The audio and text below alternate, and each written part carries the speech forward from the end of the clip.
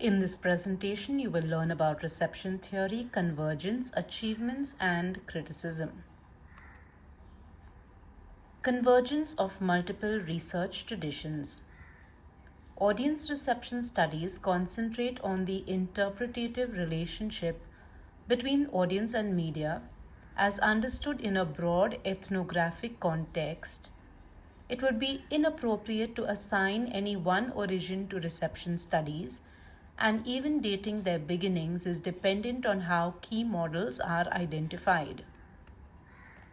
There are several trajectories towards reception studies that converged in the late 1970s as part of a broader social science multidisciplinary movement.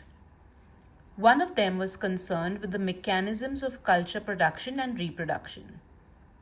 To merge text and audience studies, Stuart Hall established the paired concepts of encoding and decoding. The degrees of understanding and misunderstanding in communicative exchange depend on the degrees of symmetry or asymmetry, also known as relations of equivalence, produced between the positions of the personifications, encoder or producer, and decoder or receiver. There was a shift in focus away from a primary concentration on the ideological and institutional factors of media texts and toward a role for a potentially active but disappearing audience. As part of the criticism of hegemonic theories, including the dominant ideology thesis, cultural imperialism thesis, and political economy approach, this resulted in a focus on resistant audience. As a result of the shift towards post-structuralism, the dominant structural approach of textual analysis was dismantled. Eco's theory of 1979 of the role of the reader became an essential text of integrated approach. Within cultural theory, feminist approaches to popular culture allowed for a reassessment of the frequently demonized, that is, feminized role of popular culture audience. The mapping of good and bad, masculine and feminine genres had to be reconsidered. The focus on the marginalized audience thus provided a focal point for discussions on re-evaluating or providing voice to individuals who had previously been ignored by normative theory. Construction of research canon. Research canon refers to the traditional collection of texts against which new texts are compared and measured. The research canon within audience studies is fairly limited, and its references are often overused to justify the research done to understand the audience. In addition, one canon text of reception theory is built upon the knowledge of a previous text. While the accounting of the previous text is essential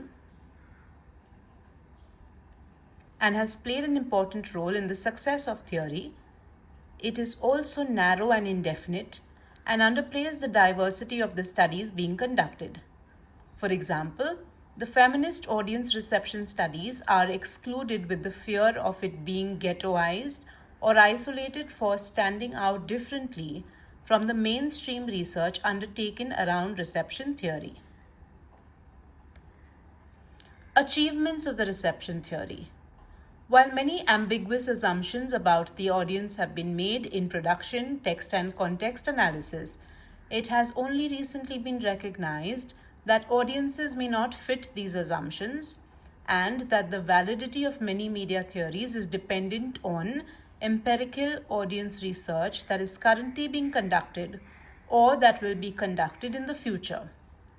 Most crucially, reception studies have brought to light an audience that has previously been marginalized, disregarded, and presumed about in policy and theory. It was previously considered that media impact operates by conveying meaning in a linear fashion to a passive audience, that audiences are a homogeneous, uncritical mass. But now it is proven that audiences decode in variety of ways, plural decodings, that their cultural background is important and that they frequently disagree with textual interpretations. Criticism of reception theory. One major criticism of the field has questioned how free audiences are to interpret texts in different ways. While the audience was once thought to be at risk of disappearing, it is now the text that is in jeopardy. As a result of this concern about excessive or vulgar gratificationism, John Fiske coined the much debated phrase semiotic democracy. Jay Conner asserts that much active audience research loses sight of the text entirely, and Ang questions the emphasis on difference in interpretation in relation to the exclusion of observed similarities.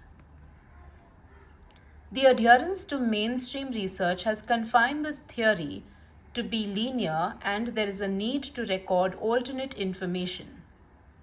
While response of female viewers for television serials are taken into account, but not the male audience, response to TV content is widely researched as opposed to other mediums like radio, OTT platforms, newspapers, etc.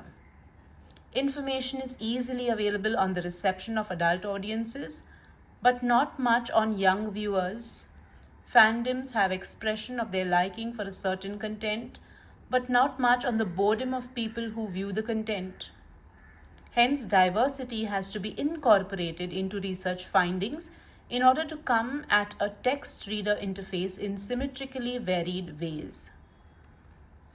It is observed that there is often little to no time for reflection, debate, or verification of the content consumed by the audiences. There is an involvement with the sentiment of the viewed content. Sometimes this can lead to a sensationalized, glorified, simplified, or trivialized version of important information. On the other hand, others argue that the information of the very least increases awareness of the given topic. There is also the issue of sanitation of content that may seem inappropriate to be addressed in its raw form, which can sometimes make audiences perceive critical or horrifying content from a wishful, optimistic, or idealistic perspective and lose sight of the truth. Reception theory is complex in terms of comprehension as each mind perceives reality in its own way. No single tradition or question can bear the weight of audience research, whether the issue is resistant voices, contextualized embedded audiences, or dissimilar readings. A single person can have mixed reactions of being a dominant oppositional and negotiated ready when receiving the message. One also cannot seek a grand system that incorporates all variables and perspectives in a big scheme, because such models always tend toward reductionism and functionalism. The conclusion derived at by the audience will be right for the moment but may change as time goes by. Thank you for watching the presentation.